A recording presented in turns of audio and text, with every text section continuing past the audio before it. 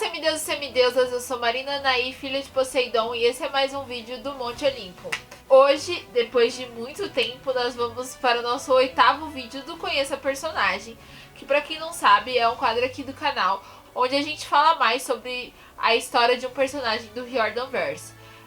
A gente já tá no nosso 8º vídeo e os personagens são escolhidos por vocês em votações que a gente faz nas nossas redes sociais. Já teve votação no Instagram, já teve votação no Twitter, depende do nosso humor na hora de fazer a postagem. Então deixa aqui embaixo o personagem que você mais quer ver aqui no nosso quadro e quem sabe ele entra na nossa próxima votação, não é mesmo?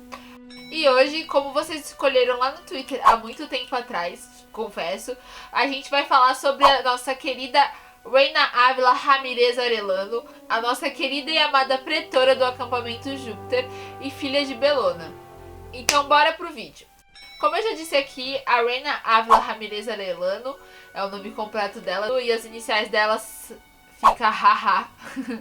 ela é uma semideusa romana, filha de Bellona, que é uma das deusas da guerra da mitologia romana. A Bellona também é uma deusa exclusivamente romana, é uma das poucas deusas que só pertence à mitologia romana. A Reina nasceu em San Juan, que fica em Porto Rico, pra quem não sabe, então ela é porto-riquenha.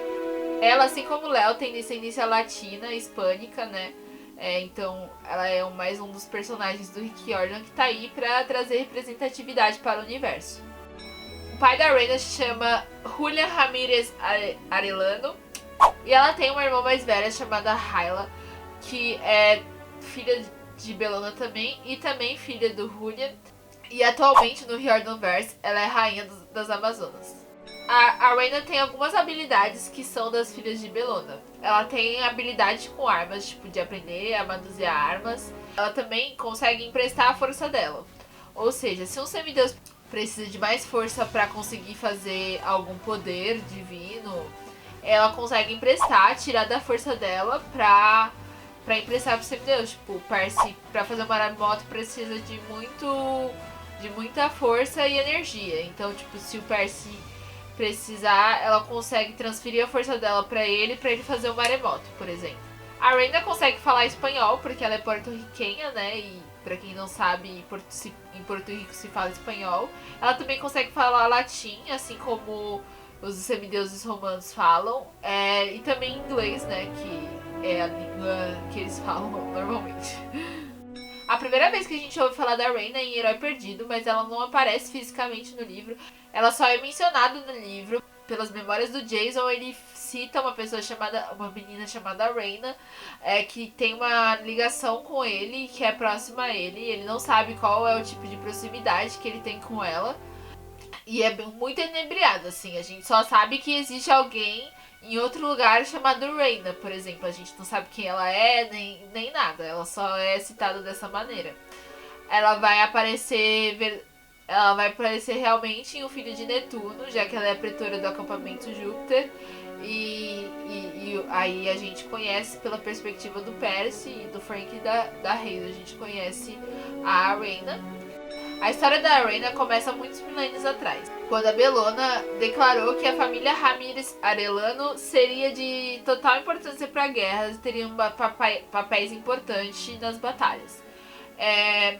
Então, depois que a Reina e a Hyla nasceram, elas viviam felizes com o pai delas lá em Porto Rico. Em determinado momento, o pai delas teve que ir para a guerra do Iraque, tipo, por causa meio que esse destino da família delas. E quando ele voltou, ele desenvolveu estresse pós-traumático, pra quem não sabe. É uma coisa muito comum em pessoas que voltam de guerras e batalhas ou tem um incidente muito traumatizante na vida. Se chama TEPT. Esse TEPT deixou ele totalmente paranoico, ele via inimigos por toda parte. Ele acabou fazendo da casa da família uma fortaleza, prendendo a Reina e a Hyla lá dentro. A paranoia dele chegou num nível que ele se tornou uma mania. Pra quem não sabe, mania é uma criatura que é um espírito que surge da paranoia, do delírio e da insanidade. Então você chega num grau de paranoia que você deixa de ser um humano e se torna um Mania. Quando ele se tornou Mania, a paranoia dele chegou num nível. Ele acreditava que as filhas dele estavam tramando contra ele. Então ele ataca a Hyla. E aí a Reyna, para salvar a Hyla, ela acaba pegando uma espada que ela não sabia que era de ouro imperial e finca nele e ele vaporiza. Então, tecnicamente, ela acaba sendo responsável pela morte do pai. Depois desse acontecimento, as duas decidem sair de Porto Rico e aí elas começam a trabalhar no resort da Cersei, que pra quem não lembra é o resort que aparece em Mar de Monstros. Inclusive esse é um acontecimento importante, porque lá em Mar de Monstros a gente tem a cena onde o Percy fica preso no resort como um porquinho da Índia. Aí o Percy toma as multivitaminas que o Hermes deu pra ele e ele dá também para os outros porquinhos da Índia que estavam ali presos com ele, que tinham sido transformados em porquinho da Índia. E aí esses porquinhos da Índia viram os piratas e os piratas, pra se vingar de Cersei, tomam o resort e aí acaba a festa da Cersei. Aí o Percy continua a vida dele, só que acaba estragando a fonte de sustento da Reyna e da Hyla. A Reyna e a Hyla, pra escapar dos piratas, elas, como filhas de Bellona, elas conseguem manusear armas rapidamente. Aí elas pegam e conseguem fugir do resort. E aí cada uma segue seu caminho. A Hyla inicia nas Amazonas e até virar rainha. A gente não tem a história dela, o Rick Riordan nunca contou a história dela até agora. E a gente tem a Reyna que se inicia no acampamento romano. O Rick Riordan também não nos contou a trajetória de campista até pretora que a Reyna teve que trilhar, e acredito que seja uma história muito foda. A gente também não sabe qual a corte ela fez parte. Pra quem não sabe do que eu tô falando, tem um vídeo sobre o acampamento Júpiter e como os campistas são separados. Mas ela se tornou pretora. E o colega de pretoria, será que essa palavra existe? Dela foi o Jason. Até que o Jason desapareceu e ela teve que assumir o comando do acampamento Júpiter sozinha, com as altas interrupções do Octavian, não é mesmo? Até que o Percy aparece, e aí depois da toda a jornada do Percy em Filho de Netuno, ele vira pretor, fica pretor por 5 minutos, e tem que partir pra Europa no Argo 2 pra salvar o mundo, e a Reyna se torna pretora novamente sozinha. E depois que o Percy vai embora e o Octavian fica sabendo que o acampamento grego existe, ele quer entrar em guerra com o acampamento, porque ele é um otário, não é mesmo? E aí a Reyna quer freá-lo a todo custo, então ela parte, mesmo sem ser autorizado um pretor ir até as Antigas, ela parte até as Terras Antigas, que pra quem não sabe é a Europa, a Grécia e a Itália. E ela parte sozinha, então se você ainda não leu Heróis do Olimpo, é uma coisa super difícil já ir em grupo. Os 7 semideuses quase morreram diversas vezes tentando atravessar o Atlântico e também o Mediterrâneo até chegar em Roma. Então foi muito, muito, muito, muito difícil com os 7 juntos. A Reyna teve que fazer tudo isso sozinha, ela e o seu Pegasus Cipião. O seu Pegasus acaba ficando muito machucado por causa das batalhas e da exaustão de ter que atravessar ela pelo Atlântico, então ela resolve sacrificá-lo. E aí ela encontra os semideuses do Argo 2, mais o Nico, mais o treinador Ed, junto com a Athena Parthenos. E aí ela, o Nico e o treinador Ed têm a missão de atravessar o Atlântico de novo para levar a Athena Parthenos até o acampamento grego, que é onde ela deve ficar. E aí tem um papel super importante, por causa que a Reyna entregando a Athena Parthenos pros semideuses gregos é para selar a paz, porque, pra quem não sabe, a rixa dos acampamentos começou por causa que a Athena Parthenos foi roubada pelos romanos. E aí a Reyna tem o papel de ser a líder do acampamento Júpiter, que vai devolver pros gregos a Athena Parthenos. E em Sangue do Olimpo a gente tem essa jornada do Nico, do treinador Ed e ela, levando a Athena Parthenos até o acampamento, e eles acabam se aproximando muito. A Reyna tem um papel importante também por causa que ela empresta a força dela pro Nico fazer a viagem das sombras, que é totalmente exaustivo, quase mata o Nico. ter que atravessar a metade do mundo com a Athena Parthenos, a Reina e o treinador Ed. E eles ficam muito próximos e os dois se tornam quase irmãos. Além de ter todas as complicações de atravessar o Atlântico e a viagem das sombras, e o Nico está super cansado e ela tá tendo que emprestar a força e ela tá ficando cansada também, tem o fato que o gigante Orion está perseguindo os dois pelo caminho, né? Então eles têm que batalhar com um gigante também. Aí tem uma batalha em Porto Rico, onde a Rain encontra com as caçadoras e a Tenente Talia, né? Nossa queridinha. E as caçadoras estão trabalhando com as Amazonas e ela acaba encontrando a irmã dela. E aí acontece mó fuzuê lá, e aí tem uma grande batalha, e aí as caçadoras e as Amazonas estão lutando juntas contra a Orion, e aí a Reina tem que fugir junto com o Nico e o treinador Ed pra terminar a jornada de levar a Athena Parthenos de volta pro acampamento grego pra guerra, pra não acontecer a guerra, porque enquanto a Reina tava fora, o Octavia instaurou o caos no acampamento romano, não é mesmo? Só pra ajudar muito, como se os semideuses já não tivessem problemas o suficiente para resolver.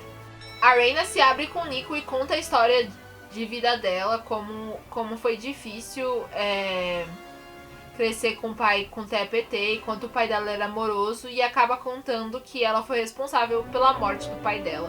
E enquanto ela tá contando isso, Bryce Lawrence, que é um semideus que a Reina expulsou do acampamento romano, escuta tudo. E como ele é concubinado com Octavia, ele diz que vai matar a Reina por parricídio, que é quando um filho mata o pai. E o Nico, como sempre, nosso amorzinho, protege a Reina e transforma o Bryce Lawrence em fantasma.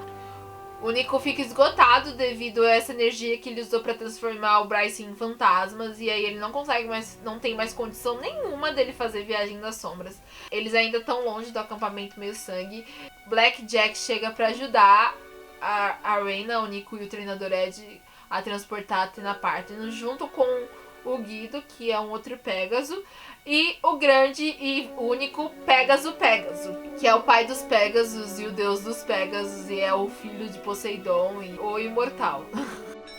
E aí, quando eles estão prestes a chegar no acampamento Meio Sangue, Orion aparece, e aí, com a ajuda da Bellona e da Athena, como a Athena Parthenos, tipo, porque há uma áurea da Athena ali na Athena Parthenos, e junto com a Bellona, que é a mãe da Reina, ela consegue derrotar o Orion. É uma batalha muito épica e, tipo, muito foda.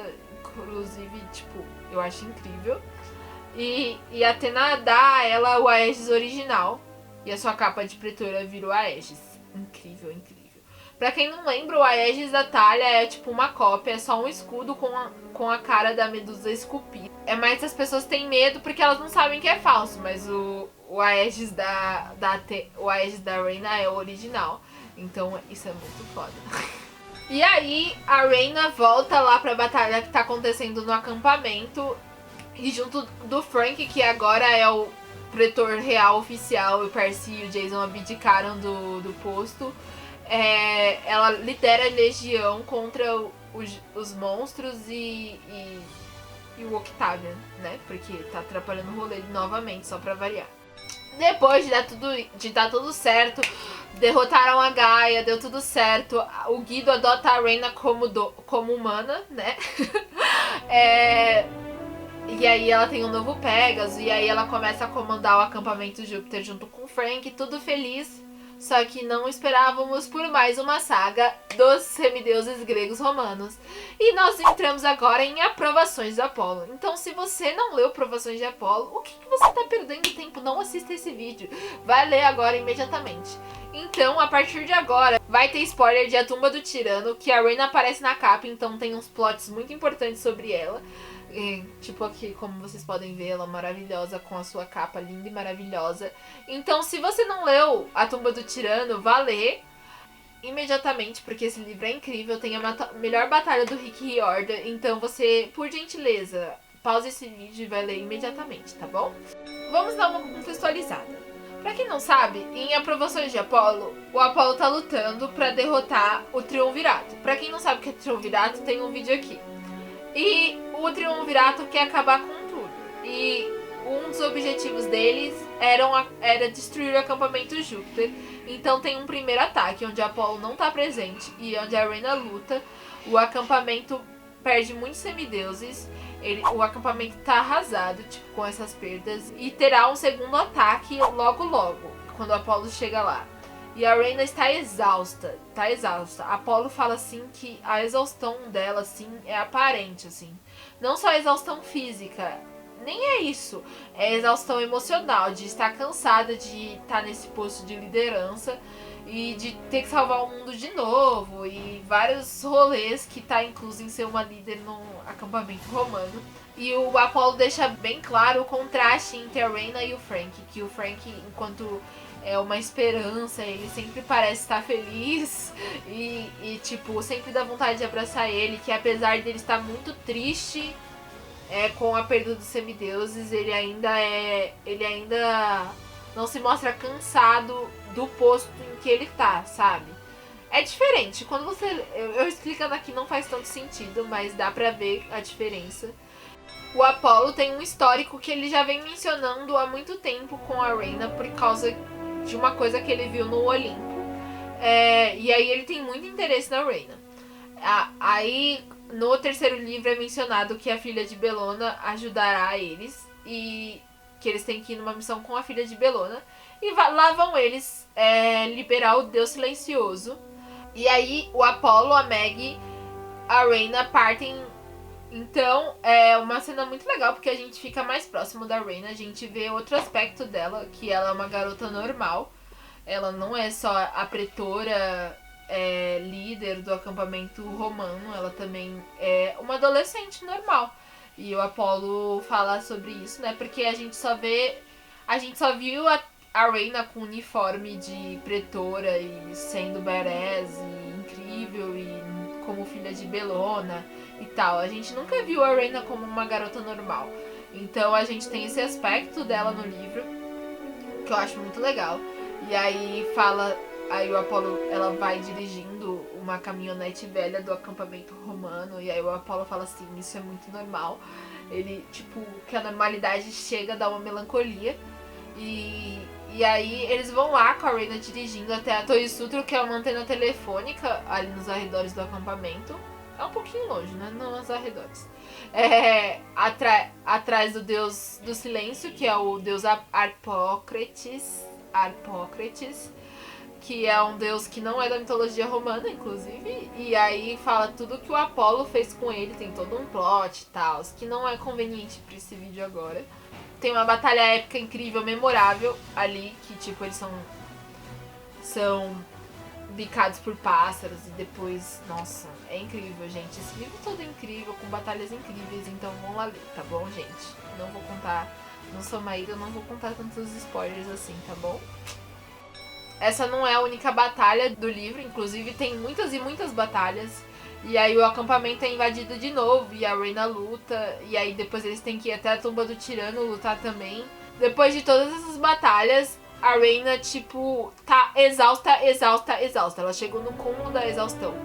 E aí a Reyna declara que ela tá abandonando o posto de pretora e que ela vai se juntar às caçadoras de Ártemis. Nesse livro a gente acaba descobrindo que ela é muito amiga da Thalia. Ela trocava correspondências com a Thalia e inclusive ela que dá notícia pra Thalia que o Jason se foi, né? Se você chegou até aqui e tá recebendo spoiler que o Jason morreu, sinto muito, mas eu avisei, tá bom? Tipo, é uma coisa assim que a Thalia fica sabendo por carta. Eu acho isso mó zoado, mas era o único jeito dela aparecer no acampamento romano, né? E é isso, gente. Essa é a história da Reyna até aqui. Mas a gente também tem um outro plot muito importante, que eu acho que é uma das coisas mais importantes dessa personagem, que é a história da Reyna com o amor. A Reyna, primeira vez que ela aparece, parece que ela é um interesse amoroso do Jason, ou o Jason é o interesse amoroso dela. Até que ele foi o interesse amoroso dela. E aí quando ela aparece em Filhos de Netuno, ela também mostra um certo interesse pelo Percy. Só que assim, o Percy fala: eu sei que eu tenho namorada, eu não lembro de nada, mas eu sei que eu não posso fazer isso. Na verdade, o Percy também não demonstra interesse por ela. E aí ela fala que ela sempre é que o cargo de pretora sempre foi algo pra se dividir com um companheiro romântico. E, tipo, ela sempre procurou isso quando ela tinha um parceiro como pretor, né? E que ela até imaginou com Percy, ela imaginou com Jason. Vênus deu uma profecia pra Rhaena falando assim que nenhum mortal ou semideus curaria o coração dela. E aí isso ficou assombrando ela por muito tempo. Tipo, ela tipo assim, ficou isso, que ela não tinha sorte com amor e tal. E aí o Apolo deu a entender que ele seria a cura pro coração dela. E aí ela dá umas gargalhadas. Ele é um deus, mas aí ele é um semideus. No momento ele não é nada, ele tá naquela zona cinza, né? Porque ele é um deus que foi transformado em semideus. E aí é uma cena muito hilária, porque a Rhaena, quando o Apolo fala assim, não, eu posso curar seu coração, porque eu não sou semideus, eu também não sou mortal. E aí a Rhaena dá altas gargalhadas e ela fala que ela não precisa, que o coração dela não tá quebrado, que ela não precisa ser curada e que ela não precisa de ninguém pra ser feliz, que ela mesma vai encontrar a própria felicidade. E eu acho isso muito lindo, porque você não precisa estar com alguém pra se sentir bem, pra ser feliz. Então é muito foda isso, sim. E quando a Rhaena entra na caçada, a caçada, gente, eu sei que algumas pessoas não estão ligadas, mas é entrar no celibato. Ou seja, não é... Celibato não é só pra relacionamento hétero. Celibato é pra, tipo, qualquer tipo de relacionamento romântico, entendeu? Tipo, não é envolvimento nenhum. Então não é porque a pessoa é lésbica que ela pode ter um interesse amoroso, entendeu? Quando ela tá sendo caçadora de Artemis. Tanto que a Jo e a Amy saíram da caçada porque elas se amavam. Então não adianta chipar ela com a Thalia, porque isso não vai acontecer, porque elas estão na caçada e elas não podem. Só se elas desistirem da caçada, mas isso... E a Rhaena mesmo fala, porque toda vez que eu tenho um amigo, as pessoas querem me chipar. Eu posso ter amizade sem ser um relacionamento amoroso. Então, gente, escutem a Rhaena. Não precisa chipar ela com qualquer ser vivo que passe, entendeu? Ela é feliz sozinho, ela não precisa de alguém e ela deixa isso muito claro. Ninguém precisa de ninguém, tá? As pessoas estão lá pra, tipo, somar. Não é porque ela não tá quebrada, entendeu? E ela também não quer ninguém nesse momento. Por isso que ela entrou na caçada. E ela chega nessa conclusão após de uma jornada muito grande de autoconhecimento, porque ela também remoeu muito isso que a Vênus disse pra ela dentro da cabeça dela. Então, é isso, gente. A gente tem que aprender junto com a Rhaena e que a gente é suficiente pra nós mesmos, tá bom? Ah, eu esqueci de falar dos grandes ícones, o Argento e o Aurion, que eu não sei se eu tô pronunciando certo, tá, gente? Eu não sou fluente em latim, na verdade eu não falo nada em latim. Que são os cães da Rhaena, que são prata e dourado, e eles detectam a mentira. Eles são os fiéis companheiros da Rhaena, eles sempre estão lá juntos e, tipo, são tipo os cachorros como se fossem cachorros de verdade, não criaturas. E eles defendem muito a Rhaena e eles detectam mentira e é, tipo, muito amedrontador. Tanto que o Percy fala que ele fica se cagando de medo quando ele entra na sala lá da Rhaena e aí tá o Argento e o Aurion lá. E aí, tipo, eles ficam, tipo, rosnando e é muito sinistro. E o Apolo também fala que os cachorros ficam correndo e ela sai pra passear com os cachorros. Ela é a tia dos cachorros, gente, sim. Ela já tem o Argento e o Aurion, ela não precisa de mais ninguém, ela é incrível. Então é isso, gente, espero que vocês tenham gostado. Me fale aqui qual é a sua parte favorita da história da Rhaena. E também deixa aqui embaixo, eu vou falar de novo, deixa aqui embaixo o próximo personagem que você quer ver aqui no nosso quadro. Se eu esqueci de algum fato da história da Rhaena que você gosta muito, por gentileza deixa aqui embaixo, porque eu tive que cortar algumas coisas por causa que vocês têm que ler o livro, tá, gente? Então, é isso. Deixa o like se você gostou, se inscreva no canal se seu amigo gosta muito da Rhaena e compartilhe esse vídeo com o Elu pra vocês lembrarem o quanto ela é maravilhosa, porque às vezes a gente esquece de alguns fatos sobre as histórias dos personagens. Eu mesmo, quando eu tava fazendo esse roteiro, lembrei de várias coisas que eu já tinha esquecido completamente. Então, é isso, gente. Siga a gente nas redes sociais pra ficar antenado sobre tudo e vários memes sobre Rick e Jordan. E é isso. Tchauzinho!